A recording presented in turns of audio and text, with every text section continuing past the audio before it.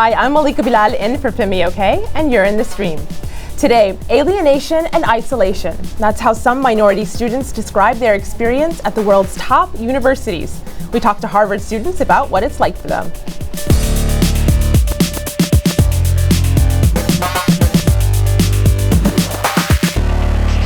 Filling in as digital producer is Daniel Ming by my side. Dan, is it safe to assume that most of our community can relate to this in some way? Yeah, so we asked what people thought about this I Too Am Harvard campaign, and it really resonated with quite a few people. And we even heard from a former Harvard student. Here I have a video comment on my computer. Take a listen. Hi, my name is Sarah Pepper, and I graduated from Harvard in class of 2013. I believe that the I Too Am Harvard movement really tries to show what it means to be a student of color, a minority student at these larger, wider institutions. Some people may get offended that it presents a smaller picture of what it means to be a student at those kind of places, but really it's just about getting the minority voices out there, our stories, my story. So I appreciate the movement. Thanks. Getting everyone's stories out there, and that's actually what I'm here to do. So please tweet me your experience with campus diversity. What was your experience with campus diversity? Tweet me with the hashtag AJStream. Looking forward to that. Well, joining us on set is Dennis Ojo. Dennis is a sophomore student and editor for the Harvard Crimson, the daily newspaper of Harvard College. Dennis, welcome to the stream. Well, thank you for having me. We'll be hearing from Dennis in just a moment. My name is Pindile Dlamini. I'm a social activist, and I'm in the stream. I Too Am Harvard. That's the name of a play and photo campaign highlighting the experiences of Black students who are tired of suggestions that they somehow don't belong at the Ivy League school. On Tumblr, organizers posted photos of Black students with racially insensitive remarks they hear from classmates, along with their would-be responses. According to one organizer, the idea was born out of discussions among members of Kumba, a historic Black organization at Harvard. There, students often spoke about a sense of alienation on campus or being the only Black person in some of their classes. The campaign has gone viral, receiving a lot of attention from various news outlets. It's also spread to other schools both in the United States and abroad, generating similar initiatives as well as opposing ones. So today, with the help of some Harvard students, we look at hashtag I Too Am Harvard and the conversations it's generated about race and campus diversity. We've already introduced Dennis, but he's also joined by three other Harvard students. They are Sarah Siskin, a senior and a columnist at the Harvard Crimson. She's also former editor for the Harvard Political Review. Rasan King, a freshman student, and Sarah Cole, a sophomore and a board member of the Black Students Association. Welcome to all of you. Now, Sarah Cole, I want to start with you. I pulled up on my screen here a selfie as part of the campaign. This is on the Tumblr I Too Am Harvard, and you're holding a sign saying, "I'm not pulling the race card, you're just being racist." Sarah, can you explain to us what made the motivations behind you writing that and what made you join the campaign? Yeah, definitely. So I feel like a lot of times when we try to initiate these conversations about race, people just disregard it and say that we're just being sensitive. And so I wanted to make it clear that no, these are real issues and we need to have these discussions if we ever want to overcome these issues. And I really wanted to join the campaign because I think it is such an important conversation. And I know the people who are working on it, and I know that the direction where they want this campaign to head, and I definitely wanted to be a part of it as much as I could. And since you know the people behind it, is that the aim of it, to open up those conversations? To open up those conversations, but also to have those conversations as the beginning of more changes to happen on campus. Dan, what's the community saying? I have a question from our community here. As we know, this is spread, and you can see on my screen, it's spread to Oxford. There's an I Too Am Oxford, and there's also an I Too Am Cambridge. And we asked our community, why do you think these things have spread? And they said, at It's Rico said, because microaggressions happen everywhere, even in the top British universities. Now, Dennis, I want to ask you about this. What is a microaggression? Can you explain this term to us? Yeah, so a microaggression is generally examples would be the terms that you saw on the I Too Am Harvard boards that went viral. And these are just comments that people at universities make, and they might not realize the impact that they can have on a student. So an example being like, you're inarticulate for a black person, or can you teach me how to twerk? These things may not come from a place of malice, but they really have a very negative effect on how they generalize people of color. And are those things that you've actually heard? What are some of those microaggressions that have happened to you personally? Yes, I've personally heard that comment about you are articulate for a black person, and I feel like it's really a sad thing to think that because you speak proper English, that automatically separates you from being a certain color. And I think that is just something that's kind of been embedded in our culture, that people of a certain color are supposed to speak a certain way. And I think that a part of the I2M Harvard movement has been to kind of show that we are diverse people and there isn't any way to generalize anybody. Rasan, I want your thoughts on this. You're a freshman, so you're new to the campus, relatively. What were your thoughts about the campaign?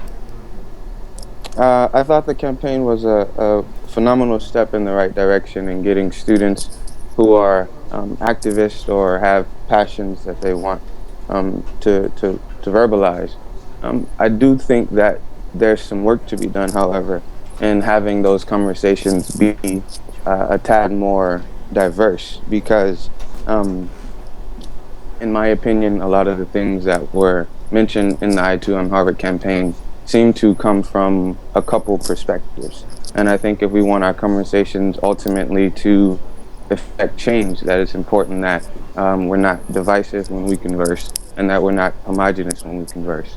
And that was one of my main reservations, I'd say, so Rasan, to some things that happened. Do you think that there's a particular perspective that's being lost in this conversation? Absolutely. I think there are a few perspectives being lost, including one that I can relate to, which is the perspective of people who perhaps in the past were racially discriminated against and who felt oppressed, but then perhaps later in life or for their entire life may have never felt those oppressions or microaggressions at all on this campus or elsewhere. For example, when I was in high school, I was blessed to be connected to mentors and benefactors who were white and not racist and loved me and accepted me as their own. And so I think people with a perspective that haven't experienced as much racism, or perhaps perceive none at all, haven't been included into the perspective. And then since we've created this us versus them kind of situation, I think the white perspective or the non-minority perspective in this campaign, not intentionally, but I think just consequently, has been kind of lost. And I just would like to hear what people like myself have experienced, how some white people or non-minorities respond to things that have happened. And with all of those perspectives, first of all, I completely respect, by the way, the perspectives that we did here. I'm just looking forward to opportunities to include the others. Right, well, as you're talking, I see Sarah Cole smiling. Sarah, you look like you want to say something. Yeah, so first of all, the opportunity to participate in this campaign was open to everyone within the Black community. So if your perspective wasn't represented, then that's your fault, kind of. You didn't take that opportunity. Furthermore, I think you're also assuming that some of the people who participated in the photo campaign or who received interviews, you're assuming that they don't have stories similar to yours.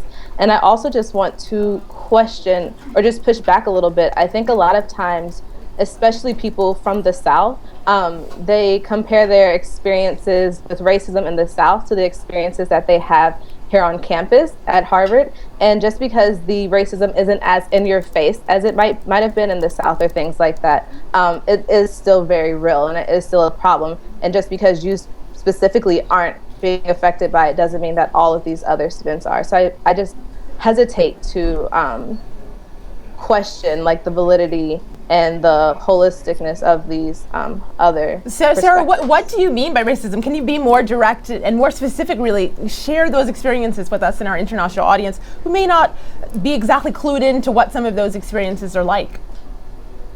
Right. So, I mean, I guess for myself, growing up in the Midwest, I might have had similar experiences to Rasan, who is from the South, where people will just out in your face say things to you using the N-word or just doing things that you know are based on your skin color, right?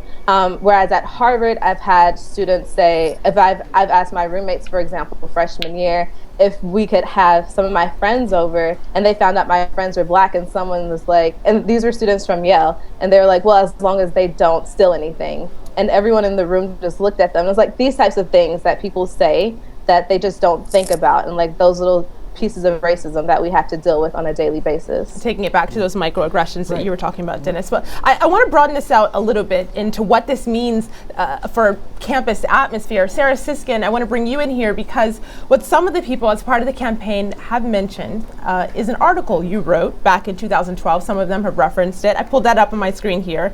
It's called Affirmative Dissatisfaction. And in it, you describe your problems with affirmative action. Can you take us through your thoughts? Have they changed? That was back in 2012. And why do you think that's resonated with so many people who are taking part in this campaign?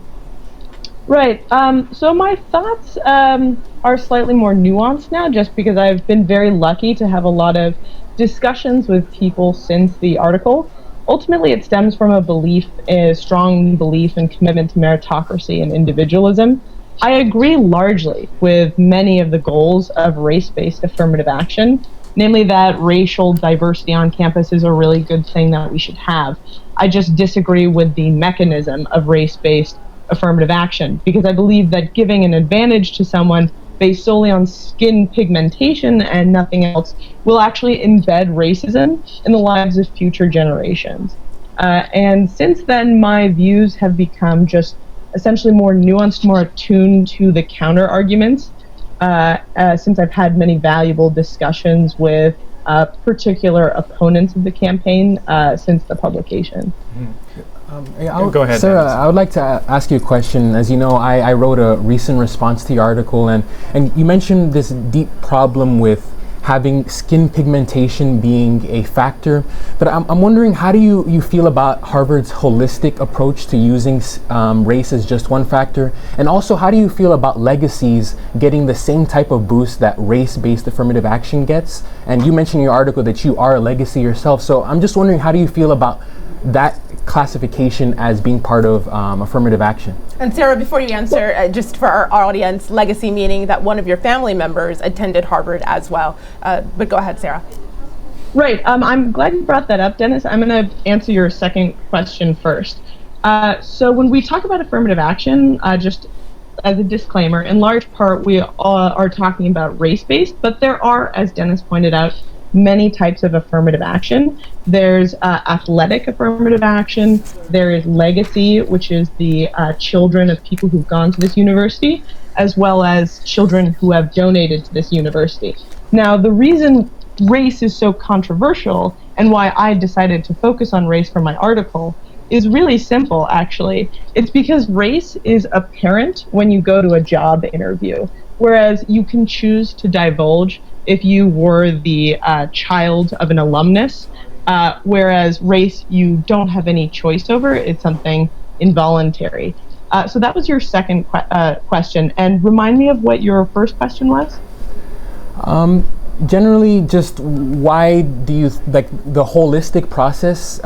You seem to talk about it as a quota, whereas quotas have been unconstitutional since 1978. Right, actually, since specifically in 2003 in Grutter v. Bollinger, the ruling that is now the current precedent or the current policy is essentially mandating discretion. There are no quotas allowed, as you rightly put it, but specifically the Supreme Court made a very singular decision in that no other opinion has mandated that a policy is legal insofar as it is discrete. And so as for Harvard, it is unclear what holistic means, but it's subject to dramatically different interpretations. And just for the record, of course, the stream has covered affirmative action, so this show is not actually a show on affirmative action. And in 1967, it was included to expand that definition for women, and white women have been one of the biggest beneficiaries of affirmative action. But I know that the community wants to talk about affirmative action, especially. We have a couple of tweets here. I'll read them out. Rawal says, the gist of affirmative action is to provide unfair advantage to make up for unfair treatment meted out for centuries. And then Tendai in Zimbabwe had a comment. he said, if I was admitted into university through affirmative action, would I not have denied someone else who was better qualified? So there's this idea that affirmative action somehow lowers standards, and I want to actually address this. So Dennis, what do you think about that? Have you heard that, and what do you say to this? I've heard that, and I think it's a false idea, because at Harvard, for instance, we have a 98% graduation rate. And to me, that is the best indicator of being qualified, that you graduated from the school. So I think that it's completely false to look at students and say that they are unqualified because they are graduating from the school, Harvard being one of the most prestigious schools in the university in the world. And there are many great professors that I've talked to, such as Henry Louis Gates Jr., that continue to talk about how affirmative action has changed their life and how they wouldn't be where they are if it weren't for affirmative action. I want to take a look at our computer, my computer here actually, because there's a snippet from this I Too Am Harvard campaign that really resonated with me. Have a listen to this. Pretty much as far back as I can remember, I've always been pretty cognizant of race and of the various nuances that are associated with it. But this past semester was weird and interesting and uncomfortable because it was the first time in a long time that I felt the burden of being black in the classroom and being black walking around Harvard's campus. I don't know what it was about my freshman year where I didn't feel it as much, but this year walking around and walking into my classes, I just felt like the other. And I didn't really claim Harvard. I would say, well, I go to Harvard, but I'm not really of Harvard. I don't feel like a typical Harvard student. And it took a while, and it took a lot of experiences to prove and to illustrate that I too am Harvard. So Rasan, she brought up some things that actually, like I said, resonated with me, being the only black student in some of my classes. And so when that topic comes up, anything related to African Americans or Muslims for that matter, in my case, people would look at me. Does this resonate with you? And if you have your criticism of the campaign, how would you propose to go about making sure that all students feel of Harvard or of the university that they're at? So first, thank you for asking the question. To backtrack a tad bit to a previous statement about that the campaign was open to all types of students, all types of black students, even white students, had they opted to participate, is a very valid argument. However, I don't think it negates the fact that other perspectives opted for whatever reason to not participate. So it's almost analogous to saying that at some point everyone was technically allowed to vote. However, we know that in history everyone did not. However, moving forward, I want to say that there's something about this whole thing to where the perspective from the beginning seemed to be slanted in a certain direction. So how would you change that, though? We have 10 minutes until we're done, and people want answers, they want solutions, they want alternatives. How would you change it? I think we could change it by having another round of interviews. That's one practical thing you could do, and making it specifically known that you're looking for a more diverse perspective, because I think the expectation, at least from people that I talk to who I know here that are black that didn't participate, was that it was going to be a homogenous type of opinion and that they were looking for a specific type of response, and people who didn't fit that response didn't participate. Okay. So I think having another round of interviews with it being intentionally diverse. All right, I'd like to actually bring Sarah C. back into the conversation. So we have a tweet here from Al Jazeera's very own Roz Jordan. She says, Harvard alumna here, the problem is with communities that produce kids who believe stereotypes and then reveal them to other kids. So Sarah Cole, what do you think about this? What do you think the university administration should be doing to help people encounter diversity in a better way?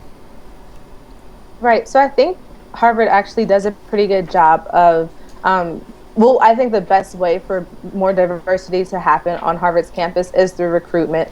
And I think Harvard does a really good job of that. We have the University Minority Recruitment Program, and it's through programs like that where they reach out to students of color and they reach out to low-income students, where we will have more diversity on campus, simply because for a lot of students, they don't think that it's an option, and they have never really considered it. So having someone come to you and talk to you about Harvard University and tell you that it's a real option and explain to you like the process and those types of things will help, I think, increase the diversity and will help bring those students who have those stories and have those backgrounds and help them to be able to educate their peers in the classroom and in other settings.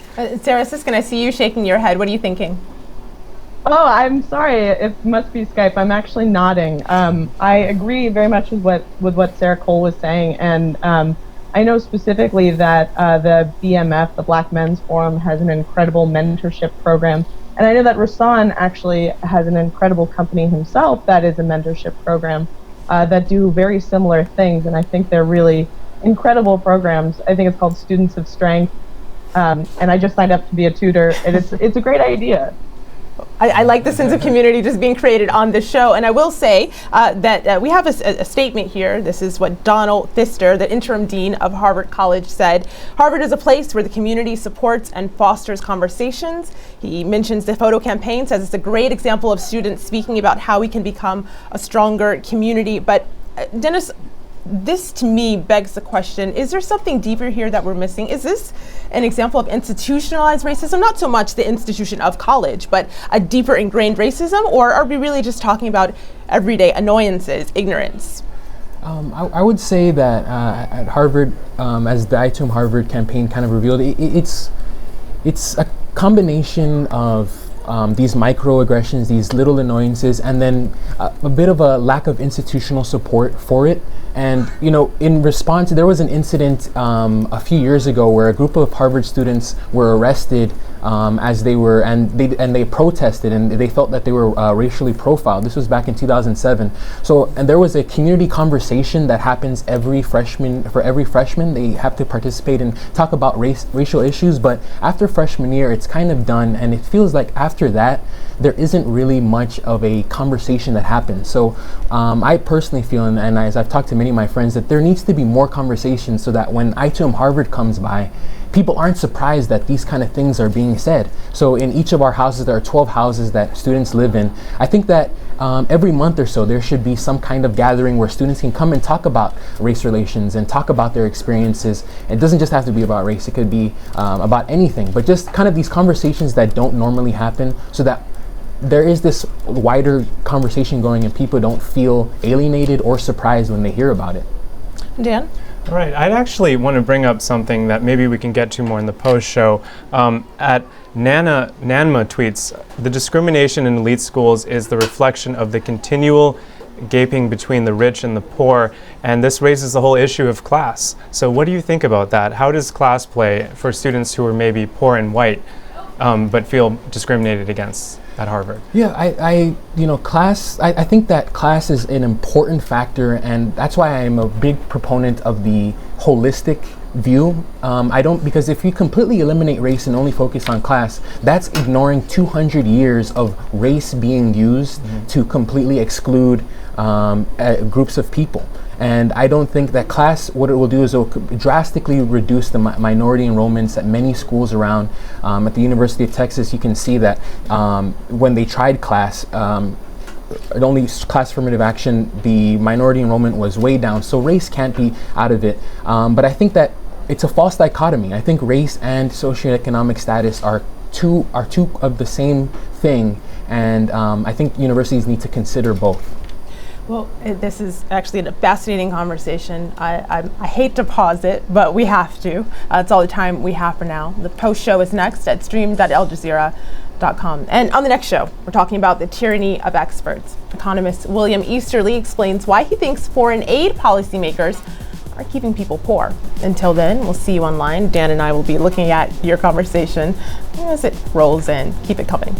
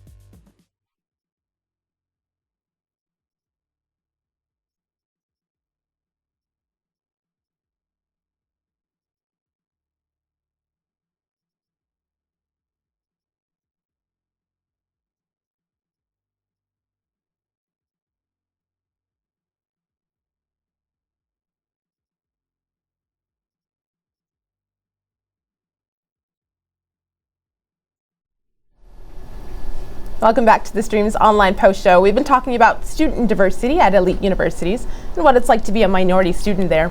Our guests are all Harvard University students: Dennis Ojo, Sarah Siskin, Rasan King, and Sarah Cole. Before we entered into our post show, Rasan, you wanted to say something. Go ahead.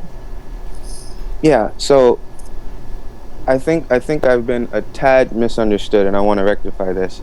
First of all, I'd never said once that I was an opponent of this campaign, but I wanted to make it very clear that I thought that one way that it was perhaps weakened was that it was homogenous, and I felt that even though it wasn't intentionally homogenous, it was. And with that in mind, that I thought there were things that could be done to include a more diverse set of perspectives. And then beyond that, there's another thing. We talked about the importance of having these community conversations, and to the same point, I think we've actually had quite a lot of them, and I'm looking forward to future ones. But even in those, the ones I've attended, I've noticed that most of the people who self-select to attend those conversations, and it's not the organizer's fault, it's just the way it happens, but they happen to most of the times be, first of all, majoritarily black attendees, and then in the conversations, they tend to have the same perspective. So as we have these conversations moving forward, I think it's so important and essential that we be sure that they are diverse conversations from diverse socioeconomic perspectives, racial perspectives, and even within race from different perspectives of that. And thank you, Rasan. I'd like to return to this question of socioeconomic perspectives. And Sarah Cole, I want to pose it to you. So on my computer here, I saw this post circulated a few months ago from the Harvard Crimson. It was an interview with like 15 freshmen, and one girl was asked, what's the best thing about Harvard? And she said, I thought there would be a lot of class conflict at Harvard, but it turns out that old money and new money can totally coexist. And I assume maybe she meant this in jest and she meant it ironically, but Sarah Cole, I want to ask you, what about those with little money? Do you see this entering the conversation, the question of class, and do you think that maybe is a separate thing that needs to be addressed, or does it interact with what you're doing? I think it definitely, there's definitely a place for the conversation regarding class.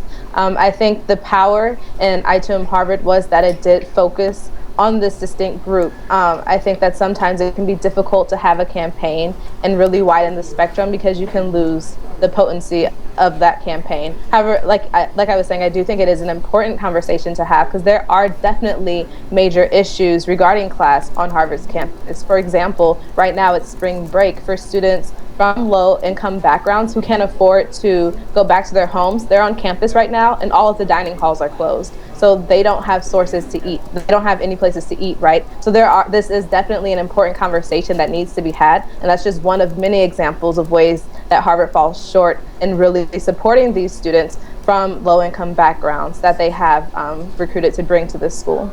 And Sarah Siskin, this time you are nodding your head. Got that correct? You want to say something? Go ahead. I was actually laughing a little bit because I'm in my dorm room and I'm very hungry because the dining halls are closed. I also just wanted to add on to Rasan's point. I think he's right, essentially, because his point was also brought up by the video you introduced by the graduate in class of 2013. That I don't think even the intention of the movement is to be a consensus. There was a wide variation within I2M Harvard as to opinions about how much race plays a part of identity. And I think that there is a selection bias of who is more vocal about this issue, which was just what Rasan was, talking about, as well as this graduate of 2013. I'm interested because, like I mentioned at the very top of the show, that Harvard is often the gold standard of education. It is the gold standard of schools. Everyone wants their kid to get into Harvard. We were just talking about this actually in our show meeting ahead of this show. Someone mentioned it, that everyone wants to go to Harvard, or they want their kids to go to Harvard. So I'm curious, after your own experiences, the daily aggressions, microaggressions, as you put it, Dennis, and the rest of you, would you recommend Harvard for your future kids or for other students who are considering it? Sarah Cole, I'll start with you.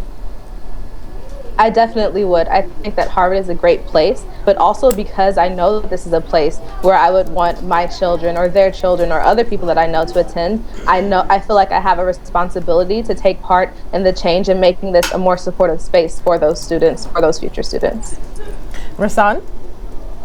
Harvard is a phenomenal institution, and no one would dare say that they wouldn't want their child to go here. However, I wouldn't say that this would be the only option for my kid. I would be completely open to him or her going anywhere. But yeah, for me, like I said, Harvard has been very constructive and developmental, and I'd like for my children to have that opportunity too. Just what I'm sure your future children want to hear. Dennis, what about you? There really isn't a day that goes by that I don't think about how blessed I am to be a Harvard student. And I love Harvard. I think it's a great institution. But I think that it's important that we are also able to improve Harvard and make progress. And as Martin Luther King once said, the arc of the moral universe is long, but it bends towards justice. And I think that this is what this is about. This is not a movement to say that Harvard is a bad place. It's a great place. I'd love my kids to go there. But it's also about leaving it a better place than we found it. Sarah Siskin, what about you?